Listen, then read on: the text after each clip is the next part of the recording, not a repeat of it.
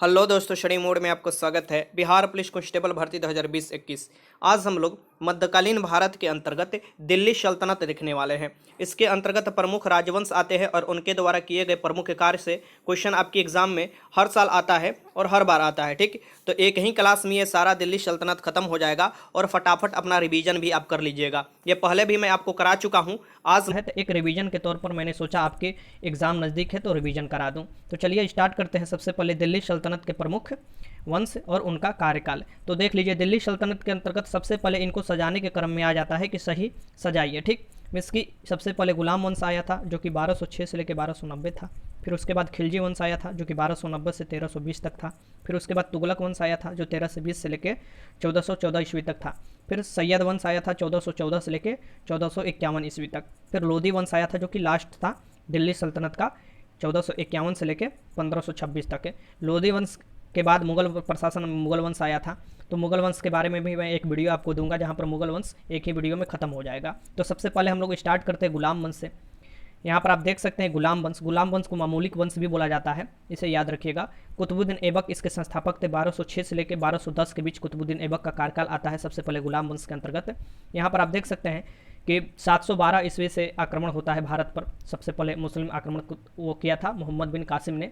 फिर उसके बाद गजनवी आया था। फिर उसके बाद गौरी आया था। गौरी के साथ ही ये कुतुबुद्दीन ऐबक आया था। मोहम्मद गौरी की मृत्यु इसकी मरने के बाद उसके गुलाम सरदार कुतुबुद्दीन ऐबक ने 1206 में गुलाम वंश की स्थापना की थी। ये आपको मोहम्मद गौरी का गुलाम था। यहाँ पर आप देख सकते हैं कि तुगरिल को मोहम्मद गौरी ने बयाना का गवर्नर बनाया था। तुगरिल को यहाँ पर देख सकते हैं, तुगरिल जो था एक नाम था, वह मोहम्मद गौरी ने उसे बयाना का गवर्नर बनाया था और कुतुबुद्दीन ऐबक को दिल्ली का गवर्नर बनाया था। ठीक, यहाँ पर याद रखिएगा। तो कुतुबुद्दीन ऐबक कहाँ का गवर्नर था? दिल्ली का। कुतुबुद्दीन ऐबक को गौर सुल्तान गयासुद्दीन महमूद ने दास्ता से मुक्त कर दिया। इन्हें मुक्त कर दिया था कुतुबुद्दीन ऐबक को। गौर के सुल्तान थे, उन्हें दास्ता से, इसके पहले गुलाम होते थे। जब वो राजा बनते थे या सुल्तान बनते थे तो पहले जो गुलामी थी उससे मुक्त किया जाता था। ठीक, कुतुबुद्दीन ऐबक की शादी, यहाँ पर देखिए, कुतुबुद्दीन ऐबक की शादी जो था एल्दोज की बेटी से हुई थी। एल्दोज एक था ये भी, ठीक है, तो उससे हुई थी। 1210 में कुतुबुद्दीन ऐबक की मृत्यु लाहौर में चौगान पोलो खेलते हुए हुआ था। ठीक, तो ये बहुत महत्वपूर्ण क्वेश्चन है। कब मृत्यु हुआ था? 1210 में। क्या खेलते हुए? चौगान, जिसे हम लोग पोलो बोलते हैं, जो घोड़ा पर सवार होकर खेला जाता है। कुतुबुद्दीन ऐबक की मृत्यु हुई थी। कहाँ हुई थी? लाहौर में हुई थी। ठीक, लाख बख्श के नाम से जाना जाता था कुतुबुद्दीन ऐबक, क्योंकि लाखों का दान करता था। ठीक, और कुतुबुद्दीन ऐबक इसी नाम से जाना जाता था, लाख बख्श के। कुतुबुद्दीन ऐबक है, दिल्ली में कुवैतुल इस्लाम मस्जिद और अजमेर में 2.5 दिन का झोपड़ा कुतुबुद्दीन ऐबक ने ही बनवाने शुरू किया था और बनवाया था। ठीक, कुवैतुल इस्लाम मस्जिद और 2.5 दिन का झोपड़ा अजमेर में। ठीक, कुतुबुद्दीन ऐबक का अभिषेक जो हुआ था ये 1206 में लाहौर में ही हुआ था।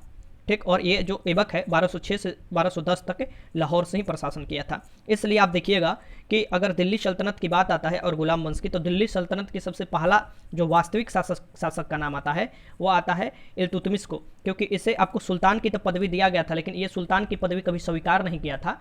ये आपको कभी सुल्तान की पदवी स्वीकार नहीं किया। ये आप गौरी को बहुत मानता था और उसके संरक्षण में ही रखकर सोचता था कि उसके नीचे ही रखकर कभी भी हम काम करें। इसी के चलते वास्तविक जो माना जाता है दिल्ली सल्तनत के राजा मिस्की सुल्तान, वो आपको इल्तुतमिश को माना जाता है, इसे नहीं। ठीक, कुतुबुद्दीन ऐबक को 1206 से लेकर 1210 तक लाहौर से ही प्रशासन किया था। यह भी इसका मुख्य कारण है कि इसका प्रशासन भी लाहौर से होता था।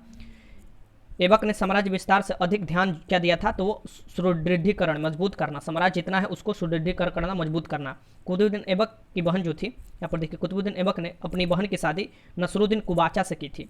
नसरुद्दीन कुबाचा। ठीक, एल्दौर और कुबाचा इसके प्रमुख दुश्मनों में आते थे। इसे दबाने का काम ये कुतुबुद्दीन ऐबक ने ही किया था। कुतुबुद्दीन ऐबक ने अपनी दूसरी पुत्री की जो शादी की थी ये की थी इल्तुतमिश से। दूसरी पुत्री जो थी कुतुबुद्दीन ऐबक की, इसकी शादी किससे की थी? इल्तुतमिश। इल्तुतमिश भी इसका गुलाम था। कुतुबुद्दीन ऐबक को सुल्तान के रूप में 1208 में मान्यता मिली थी। इसे तो मान्यता मिल गई थी लेकिन ये स्वीकार नहीं किया था। ठीक, कुतुबुद्दीन ऐबक को गौरी के भारतीय सुल्तान में मलिक या सिपहसालार की हैसियत से कार्य करता था। ये देखिए, इसे सुल्तान की तो मिल गई थी, 1208 में मिल गई, इसे देख सकते हैं, इसे सुल्तान की मिल गया था पदवी, लेकिन ये इसे स्वीकार नहीं किया। और ये क्या किया कि सल्तनत काल में मलिक या सिपहसालार क्या काम, ये आपको हैसियत से काम करता था कि हम अपने जो गौरी है उसके मलिक हैं, उसके नीचे हैं। ठीक, और उसके नीचे ही रहकर काम करेंगे, सिपहसालार बनकर काम किया था। कुतुबुद्दीन ऐबक को हातिम द्वितीय की संज्ञा दिया जाता है क्योंकि ये बहुत दान देता था और उदार होने के कारण इसका हातिम द्वितीय के नाम से मतलब संज्ञा दी जाती है। हातिम ताई देखे है ना, मूवी देखे होंगे तो।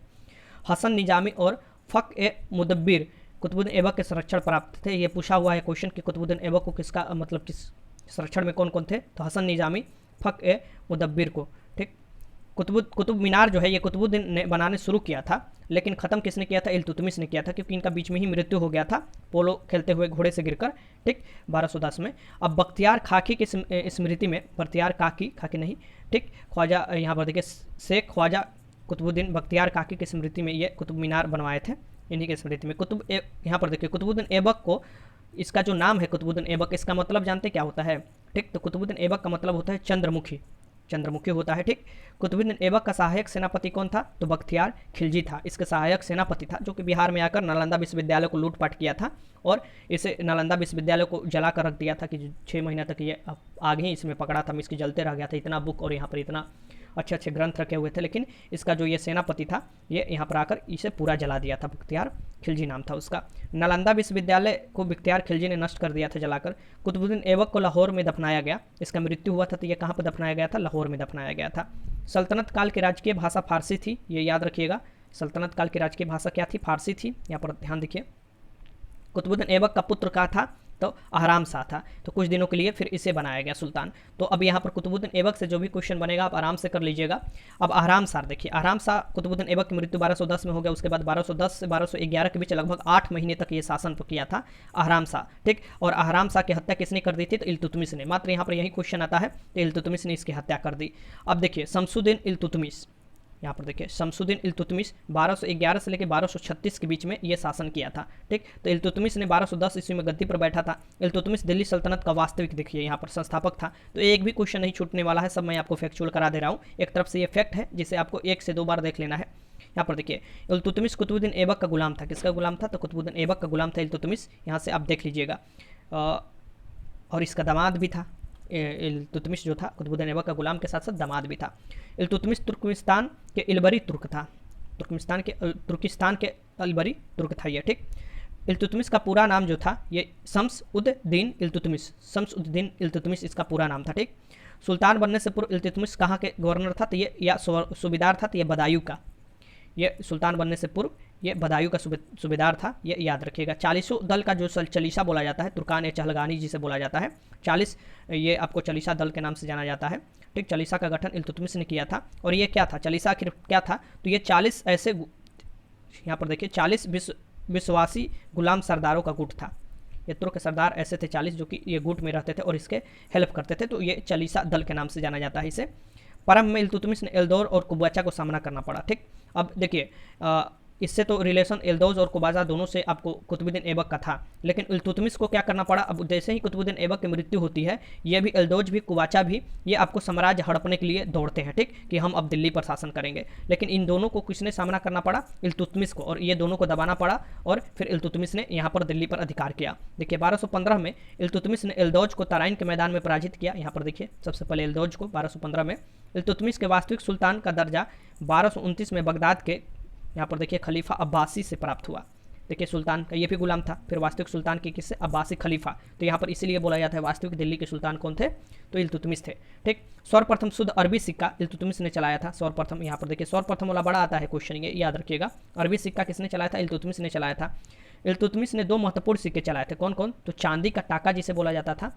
ठीक, चांदी का टाका और तांबे का जीतल। टाका आज भी देखिएगा बांग्लादेश में चलता है, जैसे यहाँ पर पैसा रुपये चलता है ना, वैसे ही टाका चलता है। तो चांदी का टाका और तांबे का जीतल। अब ये नहीं है कि चांदी का टाका बांग्लादेश में चलता है, ऐसा नहीं है। ठीक, लेकिन टाका आज भी चलता है। राजधानी को लाहौर से दिल्ली इल्तुतमिश ने ही हस्तांतरित किया था। ये देखिएगा कुतुबुद्दीन ऐबक जो था, जो पहला सुल्तान था, वो लाहौर से ही काम चलाता था, लेकिन ये दिल्ली अब आ गया था, तो इल्तुतमिश दिल्ली अपना राजधानी बना लिया था। ठीक, मोइनुद्दीन चिश्ती के दरगाह का निर्माण इल्तुतमिश ने कराया था। मोइनुद्दीन चिश्ती का दरगाह का इल्तुतमिश ने इक्ता प्रथा चलाई थी। इक्ता प्रथा, इक्ता में इसकी छोटे छोटे ज़मीनों को बांट कर और उसके वो दे देना बड़े बड़े सरदारों को या ऐसे अपने सेना को। ठीक, भारत में पहला मकबरा निर्मित करने का श्रेय इल्तुतमिश को जाता है। पहला मकबरा निर्मित करने का इल्तुतमिश को जाता है श्रेय। इल्तुतमिश ने यहाँ पर देखिए इल्तुतमिश ने अजमेर की मस्जिद बनवाई। अजमेर की मस्जिद बनवाई थी। मध्य एशिया के मंगोलों को नेता चंगेज़ खां था। मध्य एशिया में जो उस समय मंगोल का नेता था चंगेज़ खां था, और चंगेज़ खां भारत पर 1221 में इल्तुतमिश के समय ही सबसे पहले आक्रमण किया था। यहाँ पर आप देख सकते हैं 1221 में मंगोलों के प्रथम आक्रमण से भारत को इल्तुतमिश ने बचाया था। यहाँ पर आप देख सकते हैं दिया हुआ है, सब दिया है इसमें, एक एक पॉइंट मैंने आपको लिख दिया है। इल्तुतमिश की मृत्यु जो हुआ था 1236 ईस्वी में हुआ था। 1236 में इल्तुतमिश क्या हो गया था, मर गया। और इल्तुतमिश ने पुत्री रजिया सुल्तान को अपना उत्तराधिकारी घोषित किया था कि इसके बाद उत्तराधिकारी कौन होगी, रजिया सुल्तान, क्योंकि इसका एक बेटा भी था, उस पर यह विश्वास नहीं करता था, इसके वो थोड़ा नहीं था बढ़िया। इल्तुतमिश ने सुल्तान के पद को वंशानुगुणत बना दिया, इसकी एक वंश से दूसरे वंश में हो जाए ये बना दिया। ठीक। रकनुद्दीन फिरोज, यहाँ पर देखिए 1236 ईस्वी में जब ये मृत्यु हुआ इल्तुतमिश का, तो उस समय बना था रकनुद्दीन फिरोज। अमीरों ने इल्तुतमिश के उत्तराधिकारी रकनुद्दीन फिरोज को बनाया। रकनुद्दीन फिरोज के शासन की बागडोर उसकी माँ शाह तुर्कान के हाथ में थी। अब ये शाह तुर्कान के हाथ में थी, ये मनमाने ढंग से अब ये अपना काम करने लगी, लेकिन नाम किसका था, तो रकनुद्दीन फिरोज का। इसी से क्या हुए, फिर से ये आपको जो शाह थे, इसकी जो 40 सरदार थे वो गुस्सा हो गए और फिर से इसकी बेटी जो थी रजिया सुल्तान को बना दिए। ठीक। रजिया सुल्तान को 1236 से लेकर 1240 ये भारत की प्रथम मुस्लिम महिला शासक थी, ये भी याद रखिएगा, 1236 से 1240 तक। तो रजिया को 1236 में जनता तथा अमीरों द्वारा गद्दी पर बैठाया गया। यहाँ पर देखिए। ठीक।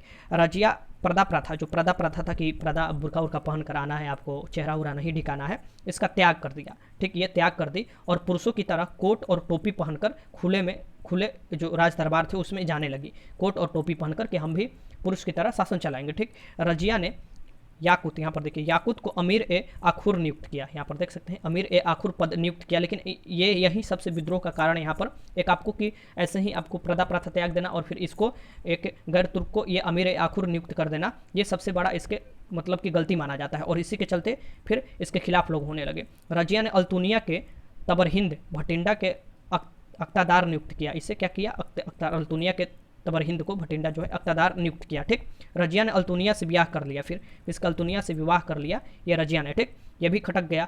बहराम शाह ने कैथेल के समीप कुछ हिंदू डाकू थे, उन्हें बोला कि रजिया की हत्या कर दो, तो उन्होंने रजिया का हत्या कर दी। ठीक। दिल्ली सल्तनत के प्रथम तुर्क महिला शासक कौन थी, रजिया थी, रजिया सुल्तान थी। ठीक।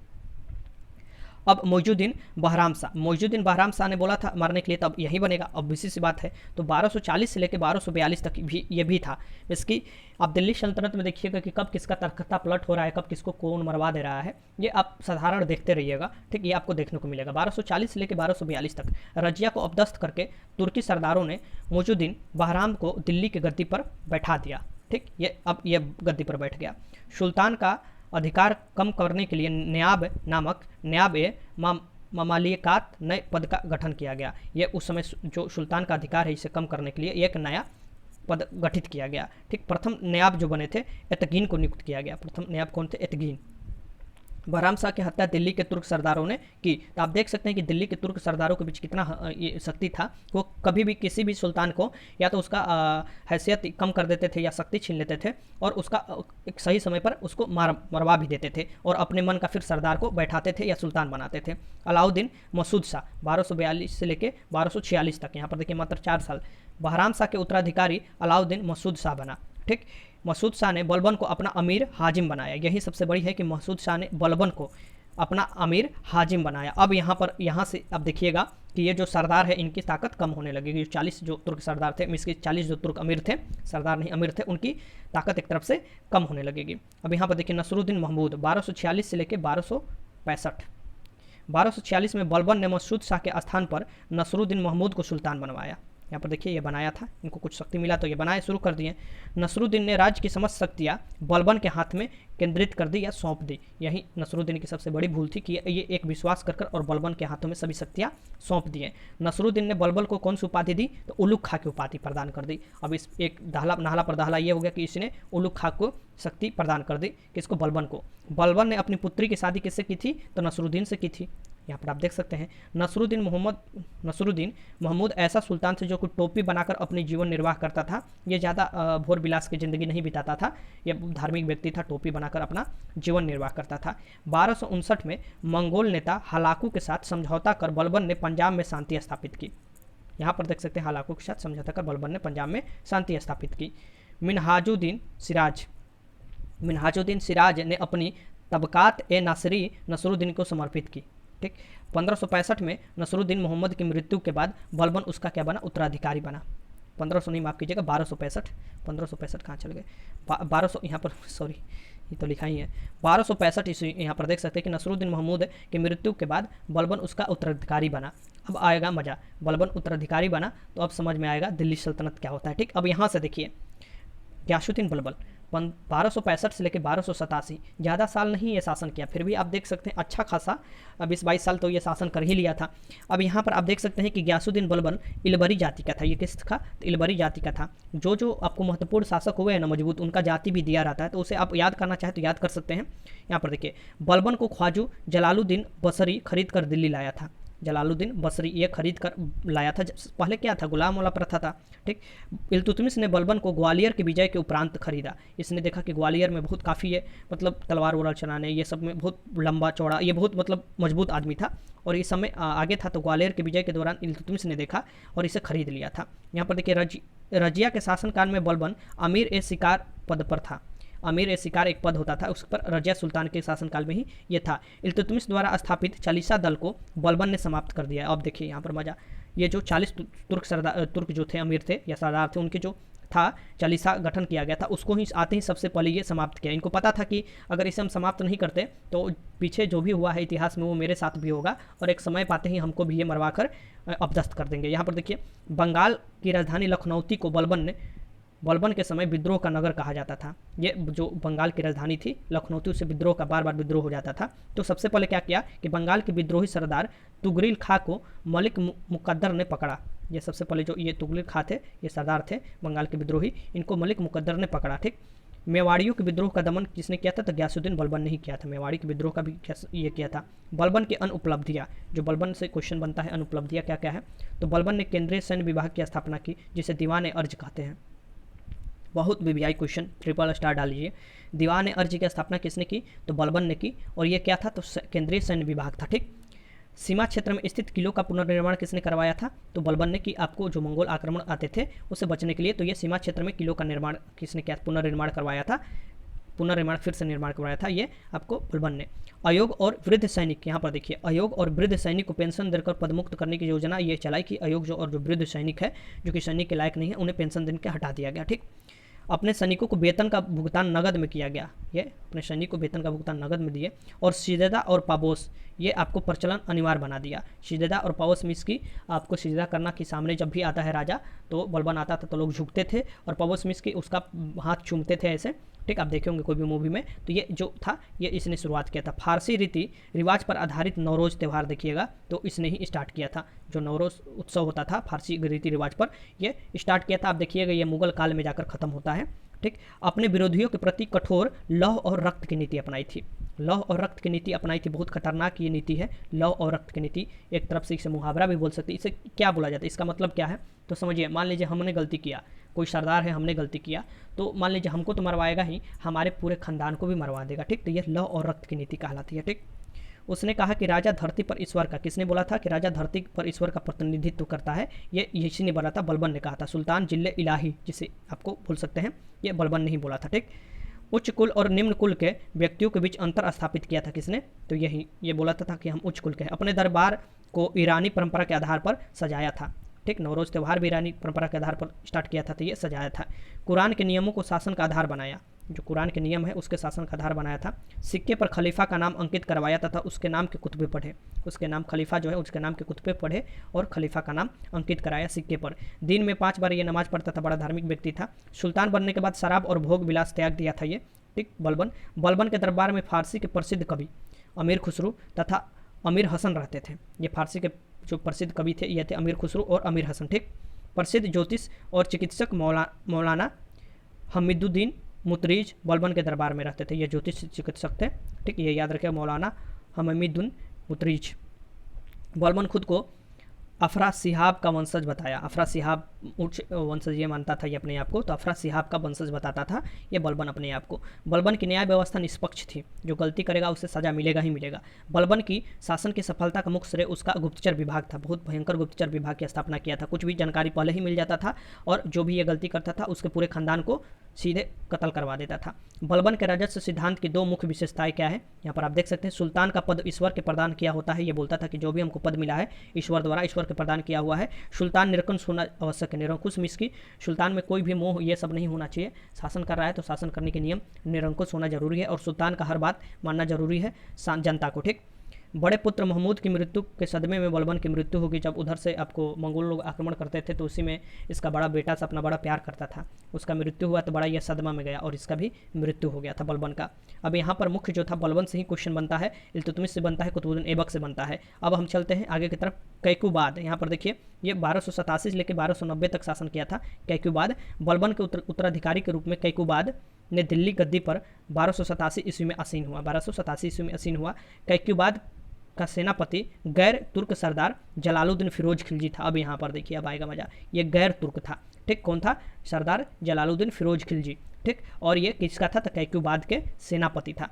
कैकुबाद को लकवा मारा, ठीक, लकवा मारा तो क्या होगा, अब समझ रहे हैं ना आगे क्या होगा। क्या होगा? कैकुबाद को अत्यंत विलासी और कामुक व्यक्ति भी था ये, ठीक। और इसका लकवा मारा तो गुलाम वंश का अंतिम शासक कौन थे? शमसुद्दीन क्यूमर्स था। ये बहुत कम समय के लिए शासन किया था शमसुद्दीन क्यूमर्स। और यहाँ पर जब ही ये आया तो इसका काम तमाम किया गया किसके द्वारा? जलालुद्दीन खिलजी द्वारा, ठीक। अब मैं यहाँ पर आपको बता दूँ कि जो यहाँ पर अगर पूछता है कि सबसे जो अंतिम शासक है क्यूमर्स, आप लिखिएगा किसका? तो गुलाम वंश का, ठीक। और सबसे पहला तो कुतुबुद्दीन ऐबक। लेकिन अगर वास्तविक शासक पूछता है तो इल्तुतमिश आपको लिखना होगा। जितना था मैंने आपको जानकारी दे दिया। अब यहाँ से अगर कोई भी क्वेश्चन आप बनता है आप आराम से कर लीजिएगा, यहाँ से एक भी क्वेश्चन बनता है तो आप आराम से कर लीजिएगा, ठीक। आगे चलते हैं। अब आते हैं हम लोग यहाँ पर 1290 से 1320 तक।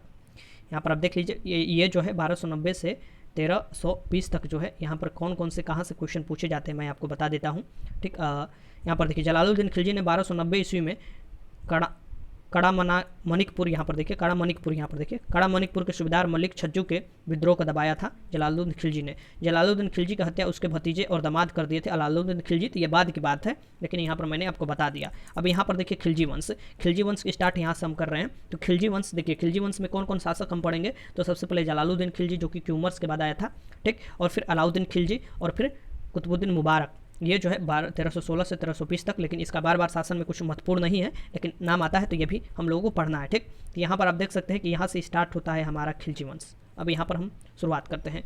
खिलजी अफगानिस्तान के हेलमंद नदी के तटीय क्षेत्र में रहने वाले एक जाति थी, जो खिलजी जाति थी। अब जलालुद्दीन फिरोज खिलजी 1290 से 1296 मात्र 6 साल तक ये आपको शासन किए थे। जलालुद्दीन फिरोज खिलजी ने क्यूमर्स की हत्या कर दी थी और खिलजी वंश की नींव डाली थी। क्यूमर्स जो लास्ट था आपको गुलाम वंश का, उसकी हत्या कर आपको खिलजी वंश की नींव डाली थी। खिलजी वंश की स्थापना खिलजी क्रांति के नाम से भी जाना जाता है। जो खिलजी वंश की स्थापना हुआ था उसे खिलजी क्रांति के नाम से। जलालुद्दीन फिरोज खिलजी का नाम मलिक फिरोज था। क्या था? मलिक फिरोज था। खिलजी सरवरा वर्ग के थे, ये याद रखिएगा। खिलजी शासकों ने प्रशासन में धर्म और उल्मा के महत्व को अस्वीकार किया। बोला कि हमारी जब प्रशासन चल रहा है उसमें धर्म और उल्मा का हम विरोध करते हैं, इसमें कोई हस्तक्षेप नहीं होना चाहिए। तो यह आविष्कार किया था कौन? खिलजी शासकों ने। जलालुद्दीन खिलजी ने अपनी राजधानी किलाखोरी यहाँ पर देखिए, ये दिल्ली में के पास ही था, पहले था, अभी मतलब नहीं आता है नाम में। किलाखोरी ये दिल्ली के पास बनाई थी अपनी राजधानी। जलालुद्दीन ने अपनी राज्याभिषेक के 1 वर्ष के बाद दिल्ली में प्रवेश किया था। जब अभिषेक हुआ था इसके 1 वर्ष के बाद दिल्ली में प्रवेश किया। जलालुद्दीन ने अपने पुत्रों को खाना खाना, अकरली खां और कद्र खां की उपाधि प्रदान की थी। खाना खाना कौन? अकरली खां और कद्र खां को उपाधि प्रदान की थी, ठीक। जलालुद्दीन ने अपने पुत्रों को। जलालुद्दीन खिलजी ने 1290 में काड़ा मनिकपुर के सूबेदार मलिक छज्जू के विद्रोह को दबाया था। ये मलिक छज्जू के विद्रोह को कौन ने दबाया था? तो जलालुद्दीन खिलजी ने दबाया था, ठीक। ये याद रखिएगा, काड़ा मनिकपुर के सूबेदार जो थे, ये महत्वपूर्ण इसके काम में आता है। जलालुद्दीन खिलजी की हत्या उसके भतीजे और दामाद किसने की थी? तो अलाउद्दीन खिलजी, ये उसके भतीजा था और दामाद भी था, ठीक। तो अलाउद्दीन खिलजी जो था 1296 में इसका काम तमाम कर दिया, ठीक। तो यहाँ पर आप देखिएगा अलाउद्दीन खिलजी, अगर दिल्ली सल्तनत में सबसे शक्तिशाली और सबसे अगर महत्वपूर्ण सुल्तान या शासक की बात आता है तो अलाउद्दीन खिलजी का नाम जरूर आता है। और अलाउद्दीन खिलजी को द्वितीय सिकंदर भी बोला जाता था। और ये अपने मन में विश्व जीतने के लिए, विश्व विजेता बनने के लिए भी मन में सजो बैठा था कि हम एक दिन विश्व विजेता बनेंगे। लेकिन इसके दोस्त नहीं इसे ये काम करने से, दोस्त या गुरु भी आप बोल सकते हैं, रोक दिया था। तो अलाउद्दीन खिलजी 1296 से लेकर 1316, यहाँ पर आप देख सकते हैं टोटल 20 वर्षों तक शासन किया था। अलाउद्दीन खिलजी का नाम जो था ये अली गुरसब था। ये क्वेश्चन पूछा हुआ था, ये क्वेश्चन बार बार पूछता है कि अलाउद्दीन खिलजी का या बचपन का नाम किसका? अली गुरसब था, तो अलाउद्दीन खिलजी। अलाउद्दीन खिलजी अपना राजा अभिषेक जो कराया था, ये दिल्ली के स्थित जो बलबन के लाल महल है उसमें ये कराया था, जो अलाउद्दीन खिलजी था।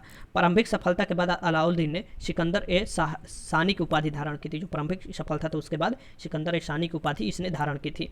अलाउद्दीन ने विश्व विजय और एक नवीन धर्म स्थापित करने का विचार किया था, लेकिन यह विचार त्याग दिया किसके कहने पर? तो कोतवाल अलाउल मुल्क के कहने पर। इसका मित्र भी इसे बोला जाता है, कभी कभी इसका गुरु भी बोला जाता है। इसको बताता था कैसे क्या करना है, तो इसने बोला था कि रहने दो, ये सब मत करो, नहीं तो विद्रोह हो जाएगा जनता में। एक धर्म स्थापित करोगे और एक नवीन धर्म और विश्व विजय करोगे तो काफ़ी समय लगेगा, ये सब मत करो, ठीक। तो ये त्याग दिया था किसके कहने पर? तो अलाउल मुल्क। सिक्के पर तारीख लिखवाने की प्रथा किसने शुरुआत की थी? तो अलाउद्दीन खिलजी ने शुरुआत की थी सिक्के पर तारीख लिखवाने की प्रथा। अलाउद्दीन ने मद्य निषेध, इसकी दारू उरू नहीं पड़ना, नशा नहीं करना है, ठीक। जुआ खेलने और भांग खाने पर प्रतिबंध लगा दिया था। किसने? अलाउद्दीन खिलजी ने। गुजरात के बघेल राजा कर्णदेव को पराजित कर अलाउद्दीन ने उनकी पत्नी कमला देवी से शादी किया था। गुजरात के सबसे पहले, ये अगर भारत में ये पूछे कि सबसे पहला वो कौन सा सुल्तान था जिसने किसी महारानी से शादी किया था या किसी रानी से, तो वहीं गुजरात ये जो थे अलाउद्दीन खिलजी थे, जो कि गुजरात के बघेल राजा कर्णदेव थे, उनको पराजित किया और उनकी पत्नी जो रानी थी कमला देवी से शादी किया था, ठीक। अब यहाँ पर मैं आपको बता दूँ कि पद्मावत की भी बात आता है, ठीक। उनका भी ये आता है कि उनसे भी शादी करने के लिए इसने बड़ा अत्याचार किया था, ठीक। यहाँ पर देख सकते हैं अलाउद्दीन का पहला अभियान गुजरात पर था, जो कि 1298 में बघेल शासक कर्णदेव के पर था, ठीक। इनका सबसे पहला अभियान था। इसके उत्तर के कुछ अभियान देख लीजिए और दक्षिण का अभियान देख लीजिए। सबसे पहला उत्तर का अभियान में इसके उत्तरी भारत में गुजरात था, फिर रणथंभौर था, फिर चित्तौड़ था, फिर मालवा था, फिर धार था, फिर चंदेरी था, सिवाना था और जालौर था। दक्षिण भारत में देखिएगा तो देवगिरी था, बरंगल था, दार समुद्र था और मालाबार था। तो आप देखिएगा समस्त भारत में ये जीतने का इसका जो था कि पूरे विश्व विजेता बने, तो ये सब तो जीत लिया, लेकिन जैसे ही सोचा कि बाहर ऐसे अरब उरब इधर की तरफ जाएं अफगानिस्तान पार करते हुए, तो इसका वही दोस्त मना कर दिया कि नहीं रहने दो, और इसने सोचा था एक नवीन धर्म भी स्थापना करने के लिए। देखिए कुछ विभाग ने इसने स्थापना किया था और विभाग के नाम भी यहाँ पर देखिए खिलजी वंश से संबंधित जो विभाग का नाम आता है उसे क्वेश्चन पूछता है, तो यहाँ पर आप देख सकते हैं दीवाने वजारत, इसे आप देख सकते हैं मंत्रिपरिषद ये होता था एक तरफ से, ठीक। तो वजीर ये इसकी मंत्रिपरिषद है, ठीक। मंत्रिपरिषद दीवाने वजारत वजीर को कहा जाता था। दीवाने इंसा शाही आदेशों को पालन करवाना इसका काम था। दीवाने आरिज सैन्य मंत्री था। दीवाने रसातल विदेश विभाग था, ठीक। विदेशी विभाग देखभाल करता था दीवाने रसातल। तो ये इसका मंत्रिपरिषद था जो कि बहुत ही महत्वपूर्ण था। गुजरात अभियान में इसको एक आपको क्या बोला जाता है, देखिए गुजरात अभियान में नुसरत खान ने हिंदू हिजड़े मलिक काफूर को 1000 दिनार में खरीदा था। तो 1000 दिनार में इसे 1000 दिनारी भी बोला जाता है।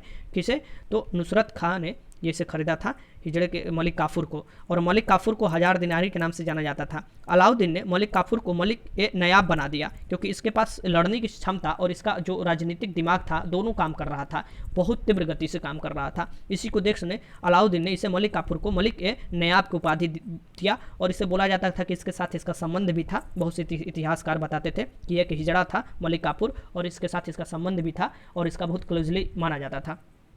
अलाउद्दीन की मृत्यु के बाद मलिक काफूर 35 दिनों तक शासक बना रहा। ये क्या था? 35 दिनों तक। अब ये देखिए यहाँ पर कुछ मैं आपको बता दे रहा हूँ जो आप अक्सर बुक में नहीं पढ़ते होंगे, ठीक। यहाँ पर देखिए अलाउद्दीन जो खिलजी था, अलाउद्दीन खिलजी इसका तो था मलिक काफूर को रखा था। मलिक काफूर के सहायता से बहुत भारत के जो दक्षिण है और उत्तर के तरफ सारा विजय में लगभग इसका हाथ था ही मलिक काफूर का। मलिक काफूर क्या किया था कि इसको अलाउद्दीन खिलजी को मारने की व्यवस्था बनाया था। अलाउद्दीन खिलजी को थोड़ा थोड़ा पॉइजन दिया करता था। बहुत से इतिहासकार मानते हैं कि अलाउद्दीन खिलजी की मृत्यु के पीछे ये मलिक काफूर का हाथ था। इसका मृत्यु हो गया तो कुछ दिनों तक जो शासन था, लगभग 36 दिन कहीं कहीं लिखा रहता है, कहीं कहीं 35 दिन लिखा रहता है। किसने शासन किया था? तो मलिक काफूर ने शासन किया था, मलिक काफूर। और ये 35-36 दिनों में इतना उत्पात मचाया था, बहुत लोगों को मरवा दिया था, जिस पर शक होता था उसको मरवा देता था। इतना उत्पात मराया था कि इसको सोते समय मारना पड़ा। इसके सोते समय ही इसके कुछ था वो जाकर मार दिया जो इसके आगे शासक बना था, ठीक। यहाँ पर आप देखिए मलिक काफूर ने सेनापति रहते हुए देवगिरी, वरंगल, दार समुद्रम, मालाबार, मदुरा की महत्वपूर्ण विजय प्राप्त की थी। मलिक काफूर इसमें इसका बहुत बड़ा हाथ था। प्रताप रुद्रदेव जो कि वरंगल के शासक ने संसार के प्रसिद्ध कोहनूर हीरा इनको दिया था, ठीक, खिलजी को।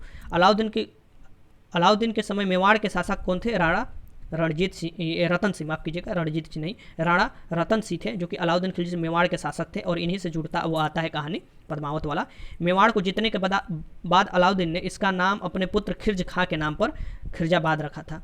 ये जो जीतने के बाद मेवाड़ जीत अलाउद्दीन खिलजी ने इसका नाम पुत्र अपने जो था खिलजी खां के नाम पर रखा था।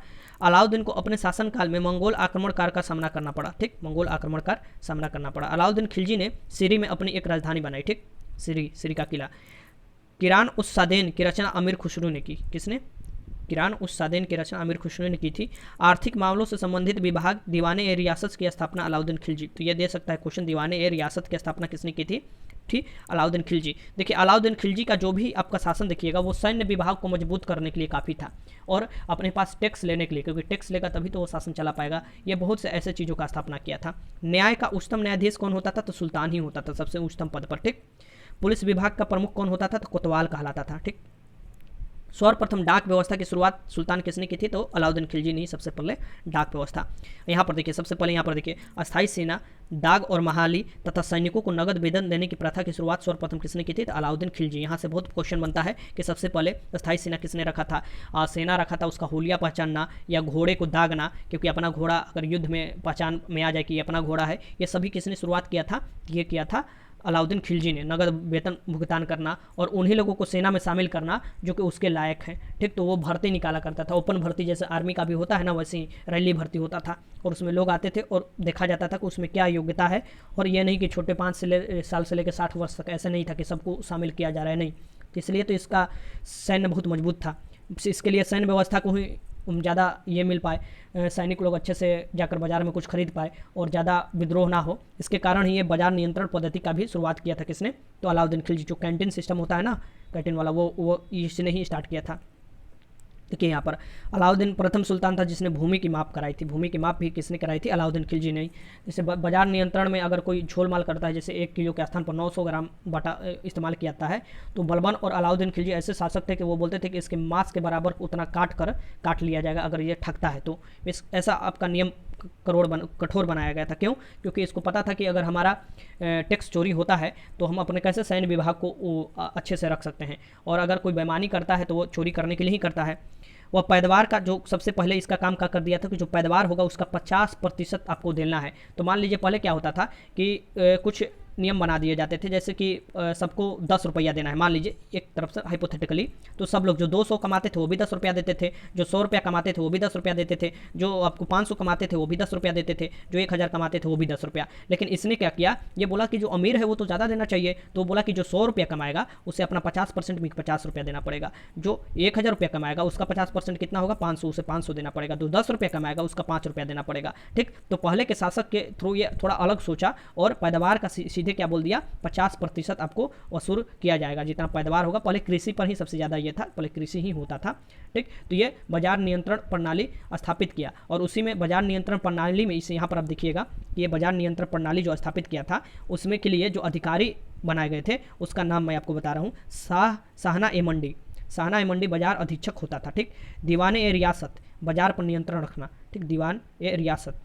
सराय अदल, न्याय के लिए ये काम करता था। बरीद ए मंडी, ये क्वेश्चन बहुत महत्वपूर्ण है, किसने? तो बरीद ए मंडी बाजार निरीक्षक होता था, यही देखता था कि बाजार में क्या चल रहा है, कौन लोग सस्ता चीज़ खरीद कर काफ़ी ज़्यादा महंगा बेच रहे हैं या बेईमानी कर रहे हैं, ये सब देखता था। मुनेहान गुप्तचर विभाग होते थे, जो कि इसका बहुत गुप्तचर विभाग जो था एक्टिव था। यहाँ पर आप देखते हैं अलाउद्दीन ने अमीर खुसरो तथा अमीर हसन दहलवी को संरक्षण प्रदान की थी। अमीर खुसरो का आप नाम सुनते होंगे और अमीर हसन, इसे संरक्षण प्रदान की थी किसने? अलाउद्दीन ने। मलिक काफूर ने अलाउद्दीन के मरणोपरांत अनेक नवजात पुत्र उसके नवजात पुत्र शहाबुद्दीन को गद्दी पर बैठाकर उसका संरक्षक बन गया था। ये उसके नवजात पुत्र थे शहाबुद्दीन और उसका संरक्षक बन गया था और बहुत अत्याचार किया था मलिक काफूर ने। यहाँ पर देखिए खजाइनुल फुतूह में अमीर खुसरो ने अलाउद्दीन, यहाँ पर देखिए मैं आपको बता रहा हूँ कि खजाइनुल फतूह में अमीर खुसरो ने अलाउद्दीन को विश्व का सुल्तान बताया था। यहाँ पर देखिए नीचे की तरफ, यहाँ पर विश्व का सुल्तान अमीर खुसरो ने बताया था किसको? यही अलाउद्दीन खिलजी को।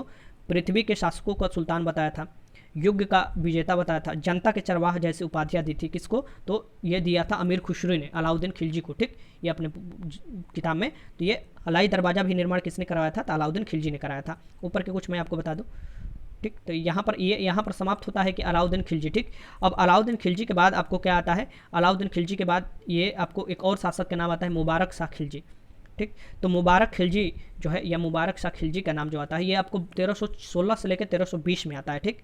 तो मुबारक खिलजी ने अल इमाम उल इमाम खिलाफत उल उपाधि धारण की थी। क्या, फिर से नाम लिखिए, उल इमाम खिलाफत उल, यहाँ पर खिलाफत उल्लाह उपाधि धारण की थी। ये आपको किसने धारण की थी?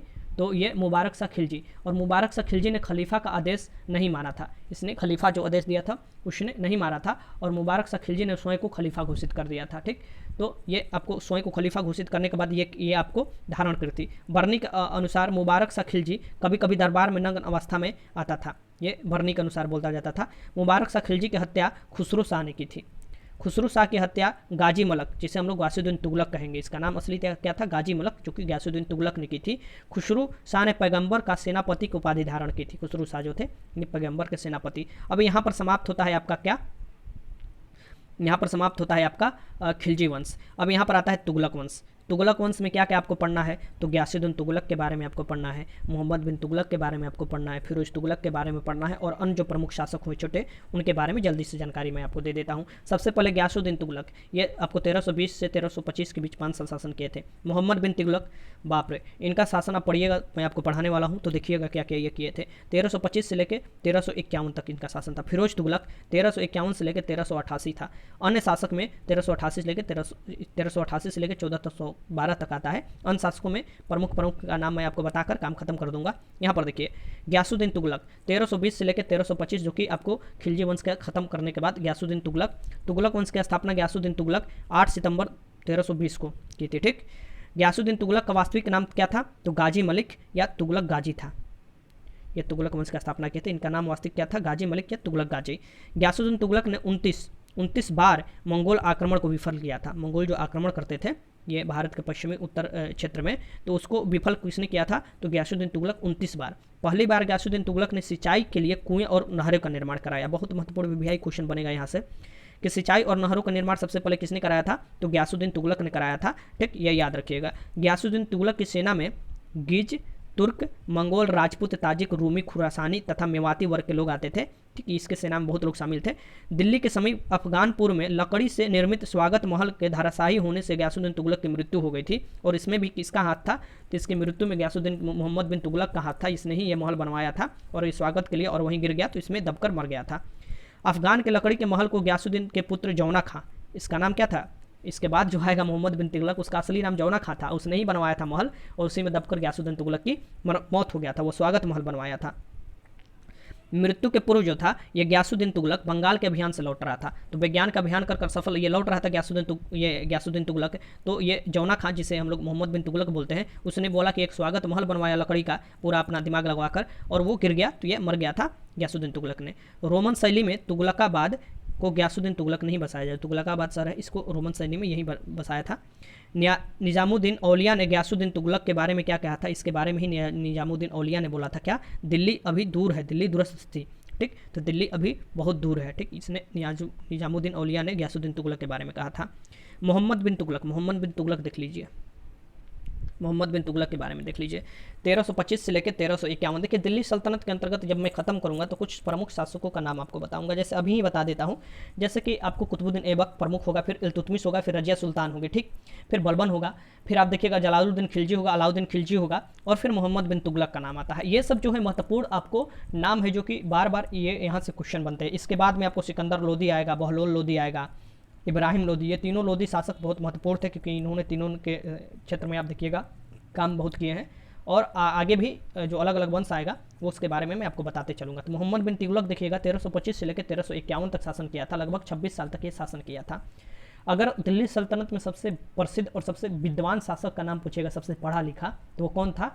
वो मोहम्मद बिन तुगलक था। और कभी कभी बोला जाता है कि ज़्यादा पढ़ने के कारण ही लोग ज़्यादा सफल परीक्षण करने लगते हैं, और इसका सफल परीक्षण ही इसे विनाश की ओर ले गया। ये परीक्षण करते रहता था और वहीं इसको विनाश की तरफ कर दिया। इसके जो प्रजा थी इससे बहुत तंग आ गया था। मोहम्मद बिन तुगलक 1325 में दिल्ली की गद्दी पर बैठा था। मोहम्मद बिन तुगलक 1325 में गद्दी पर बैठा था। मोहम्मद बिन तुगलक का वास्तविक नाम क्या था? जौना खां था। जौना खां था, ये याद रखिएगा। दिल्ली सल्तनत के सभी सुल्तानों में मोहम्मद बिन तुगलक सर्वाधिक शिक्षित, विद्वान और योग्य था। ये याद रखिएगा। मोहम्मद बिन तुगलक का नाम कई संज्ञाओं से जोड़ा जाता है, जैसे अंतर विरोधियों का विस्मयकारी, ये अलग अलग जो इतिहासकार है नाम देते हैं, का मिश्रण था। रक्त का प्यासा अथवा परोपकारी था, कोई इसे रक्त का प्यासा बोला जाता है, कोई इसे परोपकारी बोलाता है, लेकिन ये अपने दिल से कोई भी काम करता था। अब इसका क्या बोला जाता है, मेहनत तो ये बेचारा करता था कुछ भी, लेकिन इसका लक ही साथ नहीं देता था। ठीक, मोहम्मद बिन तुगलक का शिक्षक का क्या नाम था, तो मौलाना गयासुद्दीन था। इसके शिक्षक का नाम था क्या, मौलाना गयासुद्दीन। मोहम्मद बिन तुगलक अपने चचेरे भाई फिरोज तुगलक को नायाब बारपक, यहाँ पर देखिए बारबक पद पर प्रदान किया था। ये इसके फिरोज तुगलक था जो कि बाद में इसके बाद शासन करेगा, यही मोहम्मद बिन तुगलक के बाद इसके चचेरे भाई था किसे, फिरोज तुगलक, और इसे नायाब बारबक के पद प्रदान किया था। ठीक, मोहम्मद बिन तुगलक, यहाँ पर आप देख सकते हैं कि मोहम्मद बिन तुगलक का साम्राज्य 23 प्रांतों में बटा था। कितने प्रांतों में, 23 प्रांतों में बटा था। यहाँ पर देखिए 23 प्रांतों में बटा था। मोहम्मद बिन तुगलक ने दोआब क्षेत्र में, जो दोआब है गंगा वाला दोआब क्षेत्र है, उसमें आपको क्या भी कर की मात्रा की वृद्धि की। ठीक, इसका प्रथम योजना था जो कि फिर आपको कर की मात्रा वृद्धि की, लेकिन अकाल पड़ गया उसी समय, तो ये आपको असफल रहा। मोहम्मद बिन तुगलक ने कृषि विभाग, ये सबसे महत्वपूर्ण है, कृषि विभाग दीवाने एक कोही की स्थापना की, कृषि विभाग की, क्योंकि वहाँ पर सबसे ज़्यादा अगर देखिएगा उस समय तो कृषि का बहुत ज़्यादा महत्व था, कृषि से ज़्यादा टैक्स आते थे। और ये विभाग की स्थापना दीवान एक कोही की किसका जाता है श्रेय, तो मोहम्मद बिन तुगलक को जाता है, इसने ही ये बनाया था। दिल्ली से राजधानी बदलकर देवगिरी मोहम्मद बिन तुगलक ने बनाया था, देवगिरी बनाया था ये अपना, कि दिल्ली पर बार बार आक्रमण हो रहे हैं जो अलग अलग उधर से उत्तर पश्चिमी क्षेत्र से, तो उसको बनाया था देवगिरी में, अच्छा राजधानी सोचा कि वहाँ पर आक्रमण से बचने के लिए देवगिरी बनाया था। और ये भी इसका काम मतलब कि एक तरफ से विफल ही माना जाता है। देवगिरी का नया नाम दौलताबाद रखा था। देवगिरी को कुब्तुल इस्लाम भी कहा जाता है, कुब्तुल इस्लाम। मोहम्मद बिन तुगलक ने पुनः दौलताबाद से राजधानी बदलकर दिल्ली ले गया, फिर ये क्या कर दिया, दिल्ली स्थापित कर दिया। देख रहे हैं, राजधानी परिवर्तन इसे बोला जाता है। इसका दूसरा जो असफल परीक्षण था। अपने तृतीय योजना के अंतर्गत मोहम्मद बिन तुगलक ने सांकेतिक मुद्रा का प्रचलन किया था। अब ये क्या किया था कि ये सोचा था कि चांदी और सोना के मुद्रा कौन ये अब पीतल के ढाल ले जाए, चमड़ा के मुद्रा और सांकेतिक मुद्रा हम ढाल लेते हैं।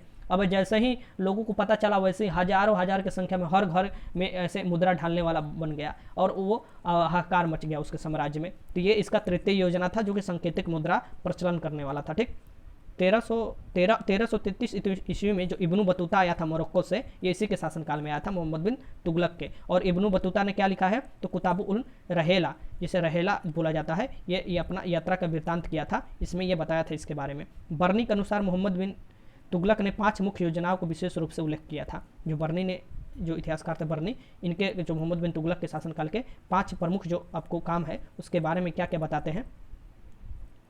दोआब मुद्रा जारी करना, इसकी दोआब मुद्रा नहीं यहाँ पर होगा, ये दोआब के जो क्षेत्र है वहाँ पर टैक्स बढ़ाना, ठीक, इसकी ठीक दोआब क्षेत्र का। फिर देवगिरी की राजधानी बनाना, अपना राजधानी दिल्ली से परिवर्तन करना। फिर सांकेतिक मुद्रा जारी करना, ठीक, और खुरासन पर आक्रमण करना, खुरासन पर आक्रमण करना। और फिर कराचिल की ओर अभियान करना। अब कराचिल की ओर में इसकी वो कश्मीर वाला क्षेत्र, वैसे बर्फ क्षेत्र सब पार कर कर अदर देश में जाने की तरफ ये सोचे थे। अब इनके सैनिक तो चले गए, वो कभी लौट कर वापस आए ही नहीं, उधर ही सारे के सारे सैनिक मर गए। जाड़े के समय ये भेजे थे ये आपको कराचिल का अभियान, और पूरा सैनिक उधर मर गया था। तो इसका जो 5वां विफल हुआ था, यहाँ पर आप देख सकते हैं, ये इसके कारण ही इसे क्या बोला जाता है, पागल की तरफ बादशाह भी बोला जाता है। अब यहाँ पर देखिए, दिल्ली सल्तनत में मोहम्मद बिन तुगलक के प्रथम सुल्तान था जो हिंदुओं को त्योहारों मुख्यतः दिल्ली में भाग ले, इसकी दिल्ली नहीं होली में भाग लेता था। जो ये ऐसा सुल्तान था कि वो जो हिंदू का त्यौहार होता था आपका होली, उसमें ये भाग भी लेता था। ठीक, थट्टा के निकट 20 मार्च 1351 को, यहाँ पर देख 1351 को मोहम्मद बिन तुगलक की क्या हो गई है, मृत्यु हो जाती है थट्टा के निकट। उसके निधन पर बदायूं ने लिखा, सुल्तान की उसकी प्रजा से और प्रजा को अपने सुल्तान से मुक्ति मिल गई। ये बदायूं लिखे थे, ये क्वेश्चन पूछ सकता है। सुल्तान को उसकी प्रजा से और प्रजा को उसकी सुल्तान से मुक्ति मिल गई, क्योंकि प्रजा के लिए ही सुल्तान बार बार परीक्षण करते रहता था और प्रजा पर ही वो उल्टा पड़ जाता था, तो वो ऐसे बदायूं ने लिखा था। मोहम्मद बिन तुगलक ने इब्नु बतूता को दिल्ली के काजी के पद पर यह नियुक्त किया था। ठीक, मोहम्मद बिन तुगलक के काल में ही दक्षिण 1336 में, आपको दक्षिण में देखिएगा तो हरिहर बुक्का ने विजयनगर साम्राज्य डाली थी, हरिहर बुक्का विजयनगर साम्राज्य की स्थापना किया था। राज मुंदैरी के अभिलेखों में जौना खां उलुग खां की दुनिया का खां कहा गया है। यह जो है एक अभिलेख है, राज मुंदैरी को अभिलेखों में जौना खां उलुग खां को दुनिया का, ये देखिए यहाँ से थोड़ा मिसमैच हो गया है, मैं आपको बता रहा हूँ। ठीक, यहाँ पर तुगलक वंश में आपको फिर क्या आता है कि इसका नाम आता है फिरोज तुगलक का नाम आता है। ठीक, तो फिरोज तुगलक का जो नाम आता है उसके पहले एक अभिलेख था राज मुंदैरी का अभिलेख, जिसमें जौना खां को उलुग खां इसकी दुनिया का खान कहा गया था। ठीक, जौना खां मैंने बताया ना आपको, मोहम्मद बिन तुगलक। अब फिरोज शाह तुगलक, यहाँ पर देखिए उसके मृत्यु के बाद फिरोज शाह तुगलक 1351 से लेकर 1388 ईस्वी, तो ये इनका नाम आता है किसका, फिरोज शाह तुगलक का। तो फिरोज शाह तुगलक मोहम्मद बिन तुगलक के उत्तराधिकारी थे। 1351 में दिल्ली के गद्दी पर बैठे थे। ठीक, यहाँ पर आप देख सकते हैं फिरोज शाह तुगलक गयासुद्दीन तुगलक के छोटे भाई रजब का पुत्र था। इसकी आपको देख सकते हैं ये फिरोज शाह तुगलक गयासुद्दीन तुगलक के छोटे भाई रजब का पुत्र था। फिरोज शाह तुगलक का राजाभिषेक सर्वप्रथम थट्टा में, तत्पश्चात फिर दिल्ली में जाकर अपना ये करवाया था। सबसे पहले थट्टा में उनकी मृत्यु हुआ था कुतुबुद्दीन, यहाँ पर कुतुबुद्दीन नहीं, यहाँ पर मोहम्मद बिन तुगलक का, और उसके बाद यहीं थट्टे में ही इन्होंने सबसे पहले अपना राज्याभिषेक कराया, फिर बाद में जाकर दिल्ली में इसने कराया था। उड़ीसा में पुरी जगन्नाथ मंदिर को फिरोज शाह तुगलक ने 1360 में ध्वस्त कर दिया था। उड़ीसा में जो पुरी है जगन्नाथपुर की पुरी मंदिर, वो 1360 में ये ध्वस्त कर दिया था फिरोज शाह ने। ठीक, नगरकोट के प्रसिद्ध जो ज्वालामुखी मंदिर था उसको फिरोज शाह तुगलक ने ही 1361 में ध्वस्त किया था। ठीक, यहाँ पर आप देख सकते हैं फिरोज शाह तुगलक ने 24 कष्टदायक जो कर थे उसे समाप्त कर दिए थे। यहाँ पर आप देख सकते हैं फरिश्ता के अनुसार फिरोज शाह तुगलक फारसी, अरबी, तुर्की, तेलुगु, कन्नड़ और मराठी भाषा का ज्ञानी था। फिरोज शाह तुगलक सिर्फ 4 प्रकार के जो कर थे वो कौन थे? खर्ज, खुम्स, जजिया और जक़ात कर लेता था। 4 कर, खराज, खुम्स, जजिया और जक़ात, ये 4 प्रकार का ये कर वसूलता था। उलमाओं के आदेश पर फिरोज शाह तुगलक ने सिंचाई कर, जिसकी उपज का 10वां भाग नामक नया कर लगाया, क्योंकि आपको सिंचाई करने के लिए ये सब जो शुरू में सबसे पहले गयासुद्दीन तुगलक ने शुरुआत किया था नहर वहर बनवाना, और उस पर जो कर लगाने की सुझाव दिया था ये आपको ये उलमा सब दिए थे, वो शुरुआत किसने किया था? तो फिरोज शाह तुगलक ने कर दिया था। और फिरोज शाह तुगलक ने सिंचाई के लिए और भी काम किया था। 5 लंबी नहरों का इसने भी निर्माण कराया था और 1200 बाग लगवाए थे। फिरोज शाह तुगलक 1200 बाग लगवाए थे।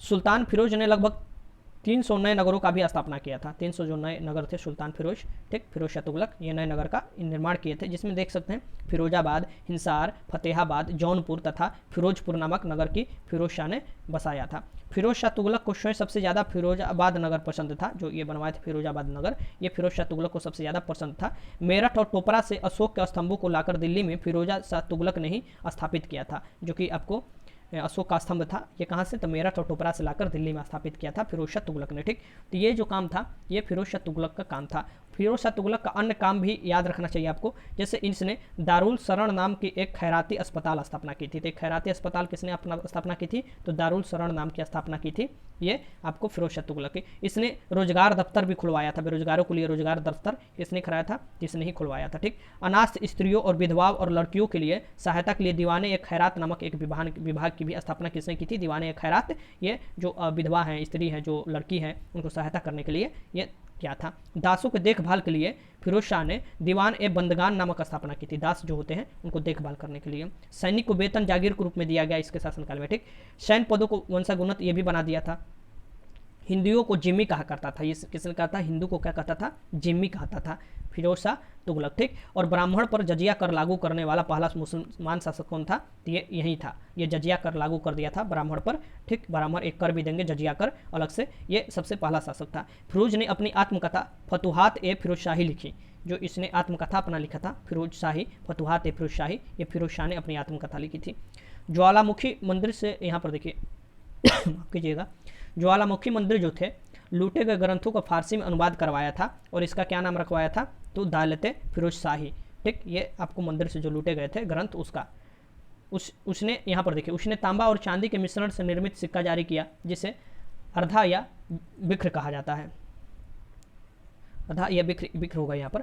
ठीक, इसे ये अब बिक्र नहीं, बिक होगा, आधा या बिक कहा जाता था। ये आपको तांबा चांदी के मिश्रण से निर्मित करवाया था ये सिक्का। ठीक, फिरोज शाह तुगलक ने सासगानी 6 जीतल नामक सिक्के चलाए थे। 6 जीतल का सिक्के सासगानी, ये आपको इसी ने चलवाए थे। फिरोज शाह तुगलक की मृत्यु 1388 में हुई। फिरोज शाह तुगलक के मध्यकालीन भारत का पहला कल्याण करने के लिए आप देखें कि अलग अलग विभाग की स्थापना की थी, लेकिन निरंकुश शासक था।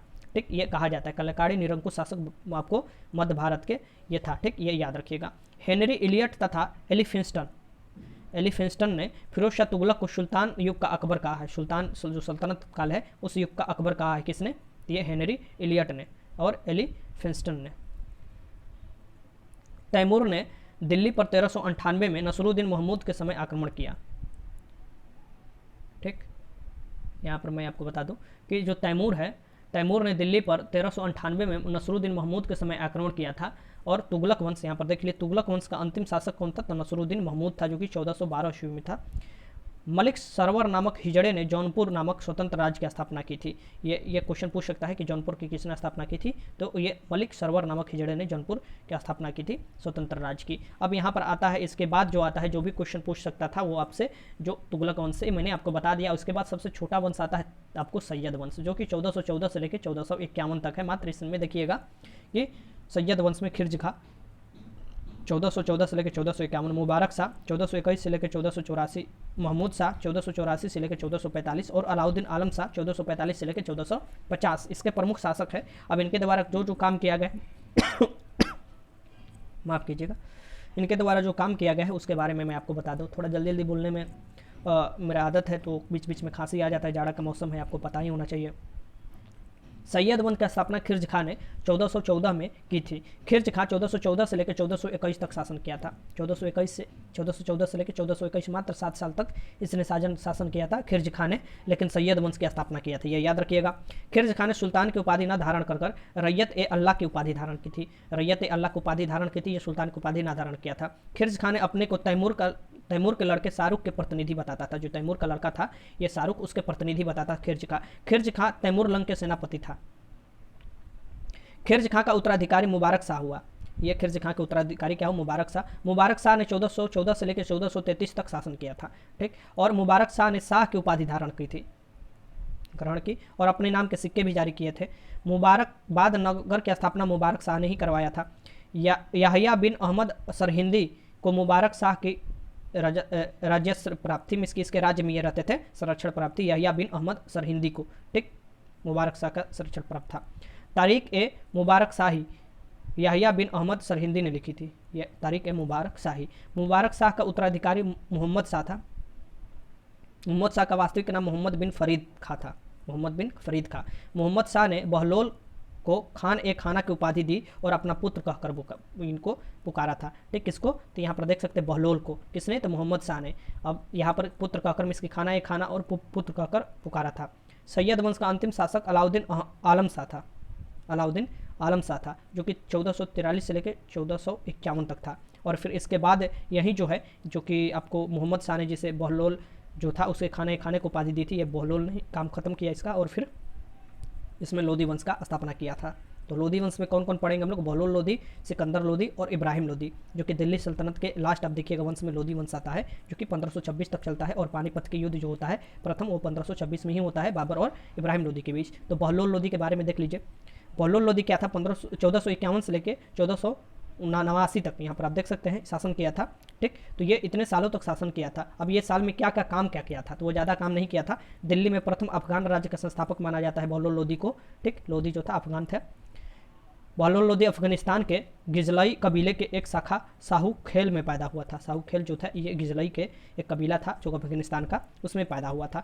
1451 में बहलोल लोधी गाजी की उपाधि के साथ दिल्ली पर बैठा, गाजी की उपाधि धारण किया और ये दिल्ली पर बैठा 1451 में। जौनपुर एक बार फिर दिल्ली में बहलोल लोधी ने शामिल किया। जो जौनपुर जो था, जो कि मैंने ऊपर बताया था कि जो जौनपुर था वो आपको अलग एक बना लिया गया था, उसे फिर से ये अपने में मिला लिया था। तो ये जो था ये आप देख सकते हैं कि जैसे कि मलिक सरवर जो आपको हिजड़ा मैंने बताया था कि मलिक सरवर नामक हिजड़ा ने जौनपुर नामक स्वतंत्र राज्य की स्थापना की थी, उसे फिर ये मिला लिया था, ठीक, अपने शासन में दिल्ली में मिला लिया था, ठीक।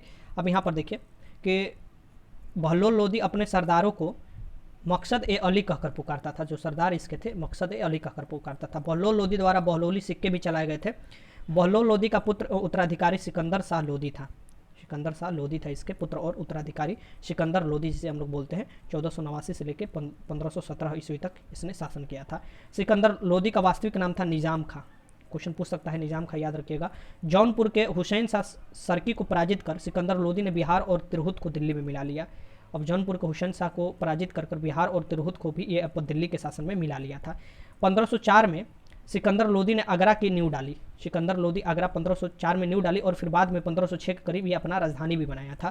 किसको? तो अब आगरा को। तो आगरा की स्थापना किसने की थी? 1504 में सिकंदर लोधी ने, और बाद में 1506 में ये अपना राजधानी भी बनाया था इसे। सिकंदर लोधी ने भूमि मापने के लिए कौन सी पैमाना यूज किया था? तो गज ए सिकंदरी पैमाना जारी किया था, या आपको इसका उपयोग करने लगा था, गज ए सिकंदरी का, ठीक, भूमि मापने के लिए। सिकंदर लोदी ने नगरकोट के ज्वालामुखी जो मंदिर था नगरकोट में, उसको तोड़ दिया था, और उसके तोड़ने के बाद जो टुकड़े बचे थे वो कसाईयों को मांस तोड़ने के लिए दे दिया था। ये सबसे इसका खराब काम में आता है कि कसाईयों को मांस तोड़ने के लिए जो ज्वालामुखी मंदिर था हिंदुओं का नगरकोट में, उसे तोड़वा दिया था और दे दिया था। सिकंदर लोदी ने मुसलमानों को तजिया निकालने, यहाँ पर देखिए तजिया जो निकलता है ना, तजिया निकालने, स्त्रियों को पीरों और संतों के मजार पर जाने से प्रतिबंध लगा दिया था। बोला था कि कोई भी स्त्री मजार पर नहीं जा सकती है या संतों के दरगाह पर, और मुसलमान तजिया नहीं निकाल सकते। ये सिकंदर लोदी ने किया था। 1506 में सिकंदर लोदी ने कुतुब मीनार की मरम्मत करवाई थी। ठीक, तो कुतुब मीनार की ये मरम्मत कराई थी कौन? तो सिकंदर लोदी का भी नाम आता है। अब कुतुब मीनार की ऊंचाई कितना है? 234 फीट है। सिकंदर लोदी ने संस्कृत के आयुर्वेद ग्रंथ फहरंग सिकंदरी नाम से अनुवाद किया था। ठीक, ये किसका? संस्कृत का जो आयुर्वेद ग्रंथ था इसका संस्कृत में फहरंग सिकंदरी नाम से अनुवाद कराया था। ठीक, किया नहीं था, कराया था। सिकंदर लोदी ने कहा कि यदि मैं अपने एक गुलाम को भी पालकी में बैठा दूं तो मेरे आदेश पर मेरे सभी सरदार उसे अपने कंधे पर बैठा कर ले जाएंगे। कहने का मतलब कि अगर एक भी गरीब को भी मैं आपको ऐसा व्यवस्था उत्पन्न करा देता हूं जैसे को पालकी में बैठ जाए, तो मेरे सरदार जो हैं बहुत मुझे मानते हैं और वो मुझे अपने कंधे पर बैठा लेंगे। ये सिकंदर लोदी का मानना था। अब यहाँ पर देखिए गुलरुखी, जो गुलरुखी बुक है, इसकी गुलरुखी शीर्षक से फारसी में कविताएं कौन लिखता था? तो सिकंदर लोदी ने लिखी थी। ठीक, ये यहाँ पर याद रखिए। व्यक्तित्व को सुंदर बनाए रखने के लिए उसने दाढ़ी अपना कटवा लेता था। मैं इसकी दाढ़ी का सेव कर लेता था, ये कि व्यक्तित्व मेरा अच्छा लगे, तो व्यक्तित्व को सुंदर बनाए रखने के कारण सिकंदर लोदी दाढ़ी नहीं रखता था। ठीक, इसके बाद सबसे लास्ट आता है और यहाँ से आपको दिल्ली सल्तनत समाप्त होगा। इब्राहिम लोदी 1517 से लेकर 1526। इब्राहिम लोदी का कार्य देख लीजिए, इब्राहिम लोदी ने क्या क्या किया था। तो सिकंदर लोदी का उत्तराधिकारी का कौन? इब्राहिम लोदी, 1517 से लेकर 1526 तक। ठीक, ये आपको याद रखिएगा। बाबर को भारत पर आक्रमण करने का नियंत्रण किसने दिया था कि बाबर भारत पर आक्रमण करे? क्योंकि ये सिकंदर, यहाँ पर देख सकते हैं, जो इब्राहिम लोदी है ना, इससे जनता भी त्रस्त थी और अगल बगल के राजा भी त्रस्त थे, इसके शासन वाले अंदर से भी त्रस्त थे। ये इतना मतलब कि बदमाश किस्म का बोलते, अत्याचारी किस्म का आदमी था। ठीक, तो बाबर को निमंत्रण दिया गया इसको हराने के लिए। तो पंजाब के शासक दौलत खान लोदी और इब्राहिम लोदी के चाचा जो थे आलम खान, इसे बाबर को आक्रमण दिया कि आइए इसको मिलकर इसकी हम भी सहायता करेंगे, हराया जाए। तो इब्राहिम लोदी और बाबर के बीच जो 21 अप्रैल 1526, डेट याद रखिए, 21 अप्रैल 1526 पानीपत के मैदान में युद्ध हुआ था। ठीक, पानीपत हरियाणा में है, उसी मैदान में युद्ध हुआ था जिसमें बाबर की विजय हुई थी। यहाँ पर बाबर क्या हुआ था? विजय हुआ था। इसे ही पानीपत के प्रथम युद्ध बोला जाता है। और वह लोदी वंश का अंतिम शासक कौन साबित हुआ था? तो इब्राहिम लोदी साबित हुआ। और भारत का एकमात्र सुल्तान जो कि युद्ध भूमि में मारा गया था, इसकी वह बाबर ने मारा भी था, ये आपको इब्राहिम लोदी था। और उसी के साथ दिल्ली के जो सल्तनत वंश है वो खत्म हो जाता है। दिल्ली का सल्तनत वंश खत्म होता है और यहीं से गुलाम जो है, गुलाम वंश भी जिसे बोला जाता है, शुरुआत जो हुआ था दिल्ली सल्तनत का, वो लास्ट में जाकर लोदी वंश से खत्म होता है। और लास्ट को जो राजा थे वो कौन थे? ये थे इब्राहिम लोदी। तो शुरुआत दिल्ली सल्तनत के राजा जो थे, इसके सुल्तान थे, वो तो कुतुबुद्दीन ऐबक। अगर वास्तविक पूछता है सबसे प्रथम तो इल्तुतमिश, और जो लास्ट में अगर पूछेगा तो इब्राहिम लोदी। यहाँ से खत्म होता है और फिर मुगल साम्राज्य का स्थापना होता है। मुगल साम्राज्य ये कहने का मतलब कि पूरे भारत में इसका स्थापना होता है। दिल्ली सल्तनत कहने का मतलब कि दिल्ली के ही क्षेत्र में, अगल बगल क्षेत्र में ये शासन होता था, लेकिन जैसे ही मुगल साम्राज्य आप बोलिएगा तो पूरे भारत में ही शासन का। अब जब भी क्वेश्चन बनेगा दिल्ली सल्तनत से, आप आराम से कर लीजिएगा। ये पहले के ही मैंने रिकॉर्डेड वीडियो आप लोगों के लिए रखा था कि जब भी आपके एग्ज़ाम होगा उस समय अपलोड कर दूंगा। और आप लोगों से निवेदन होगा कि अगर चाह रहे हैं कि इस पर रिलेटेड मैं टेस्ट भी कराऊं तो कमेंट बॉक्स में यस लिखना है। अगर 100 यस कमेंट बॉक्स में आप लोग लिखते हैं तो कल ही मैं इससे रिलेटेड टेस्ट भी करा दूंगा। ठीक, तो जो भी महत्वपूर्ण थ्योरी है मैं इसलिए उसको क्लियर करा रहा हूँ क्योंकि वहाँ से क्वेश्चन पूछा जाता है। वीडियो अच्छा लगा तो लाइक कीजिएगा, कोई भी मन में डाउट है कमेंट बॉक्स में लिख दीजिएगा। वीडियो देखने का आपका बहुत बहुत धन्यवाद।